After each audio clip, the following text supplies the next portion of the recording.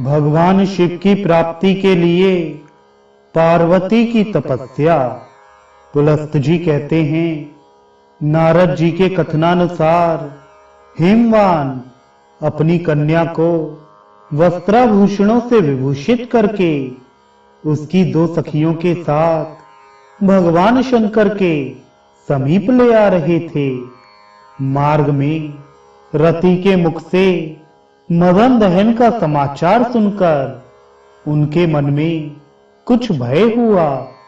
उन्होंने कन्या को लेकर अपनी पुरी में लौट जाने का विचार किया। यह देख संकोचशीला पार्वती ने अपनी सखियों के मुख से पिता को कहलाया। तपस्या से अभीष्ट वस्तु की प्राप्ति होती है। तप करने वाले के लिए कुछ भी दुर्लभ नहीं है।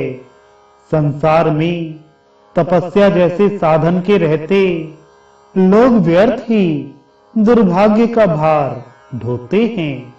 अतः अपनी अभीष्ट वस्तु को प्राप्त करने की इच्छा से मैं तपस्या ही करूंगी। यह सुनकर हिमवान ने कहा, बेटी मां, ऐसा ना करो। तुम अभी चपल बालिका हो।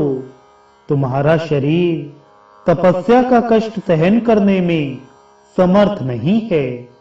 बाले, जो बात होने वाली होती है वह होकर ही रहती है।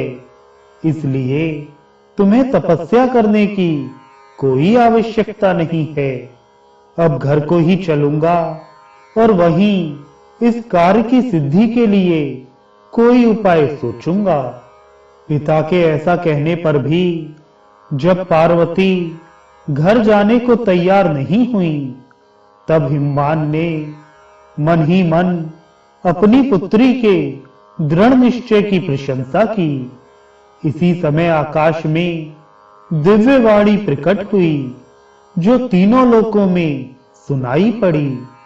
वह इस प्रकार थी, गिरिराज, तुमने उमा कहकर अपनी पुत्री को तपस्या करने से रोका है, इसलिए संसार में इसका नाम उमा होगा।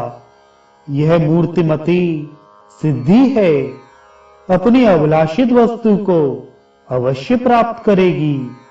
यह आकाशवाणी सुनकर हिमवान ने पुत्री को तप करने की आज्ञा दे दी और स्वयं अपने भवन को चले गए। पार्वती अपनी दोनों सखियों के साथ हिमालय के उस प्रदेश में गईं, जहां देवताओं का भी पहुंचना कठिन था।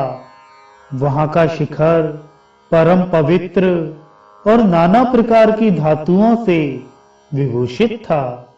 सब ओर दिव्य पुष्प और लताएं फैली थीं। वृक्षों पर भ्रमर गुंजार कर रहे थे।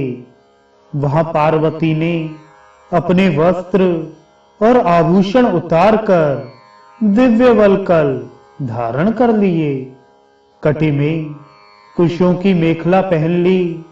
वह प्रतिदिन 3 बार स्नान करती और गुलाब के फूल चबाकर रह जाती थी। इस प्रकार उसने 100 वर्षों तक तपस्या की। तत्पश्चात 100 वर्षों तक हिमवान कुमारी प्रतिदिन एक पत्ता खाकर रही। तदनंतर पुनः 100 वर्षों तक उसने आहार का सर्वथा परित्याग कर दिया। इस तरह वह तपस्या की निधि बन गई।